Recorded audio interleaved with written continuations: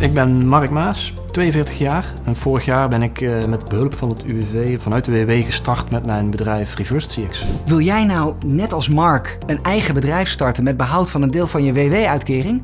UWV kan je hierbij helpen met een regeling. Dit heet de startperiode.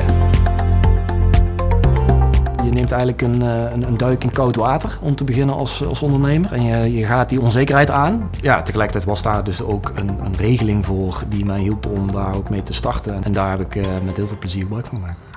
Voor deelname aan de startperiode heb je, voordat je start, goedkeuring nodig van het UWV.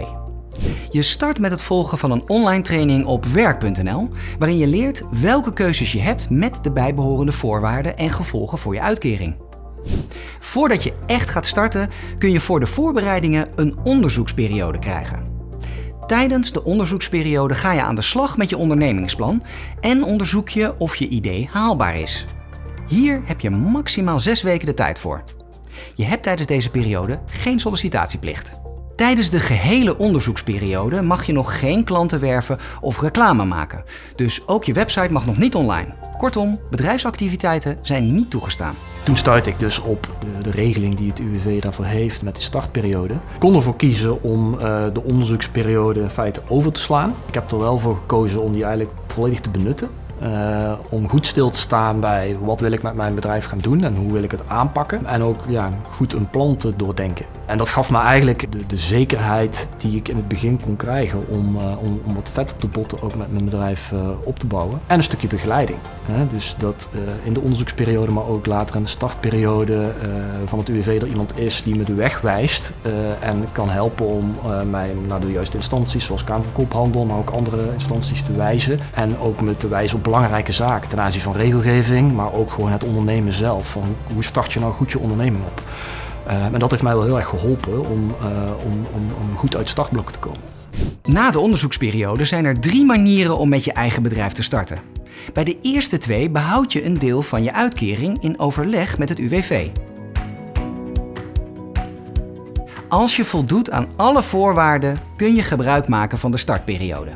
Deze duurt 6 maanden en je kunt alleen starten op de eerste dag van de maand. Je richt je dan volledig op je eigen bedrijf en ontvangt 29% minder WW-uitkering. Het maakt niet uit hoeveel uren je maakt en hoeveel je verdient tijdens deze periode. Ga je daarna volledig verder als ondernemer, dan stopt de WW. En kun je nog niet voor alle WW-uren werken als ondernemer, dan moet je al de uren die je besteedt aan je bedrijf doorgeven aan het UWV. Deze worden dan verrekend op het WW-recht. Voor de restanturen is er een sollicitatieplicht. Stop je na de startperiode met ondernemen, dan kun je mogelijk terugvallen op je WW-recht. Wanneer je start met een urenkorting, geef je de uren die je aan je bedrijf besteedt door aan UWV. Deze uren worden dan omgerekend naar een fictief inkomen aan de hand van je WW-dagloon en in mindering gebracht op je uitkering. Zowel directe als indirecte uren tellen mee. En je hoeft hiervoor geen toestemming te vragen aan UWV, maar hebt nog wel een sollicitatieplicht. Ook deze optie stem je af met UWV. Ben je helemaal klaar om op eigen benen te staan? Dan kun je starten zonder behoud van je WW-uitkering. Je gaat dan volledig voor het ondernemerschap en ontvangt geen uitkering meer. Ook dit stem je af met je adviseur werk van UWV. Oh, en houd er wel even rekening mee dat iedere ondernemer zich moet inschrijven bij KVK. Maar als je gebruik maakt van de startperiode, dan heb je daarvoor toestemming nodig van UWV. Overleg dus altijd eerst met je adviseur werk van het UWV of je je bedrijf mag inschrijven bij KVK. Nou, Mark, heb jij nog iets dat je de kijker mee wil geven? Ja, dus ik kan de startersregeling eigenlijk van harte aanbevelen aan mensen die in de WW zitten.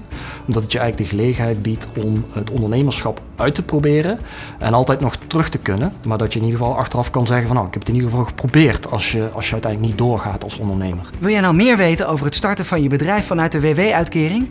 Check dan onze website www.kvk.nl/starten of kijk op uwv.nl.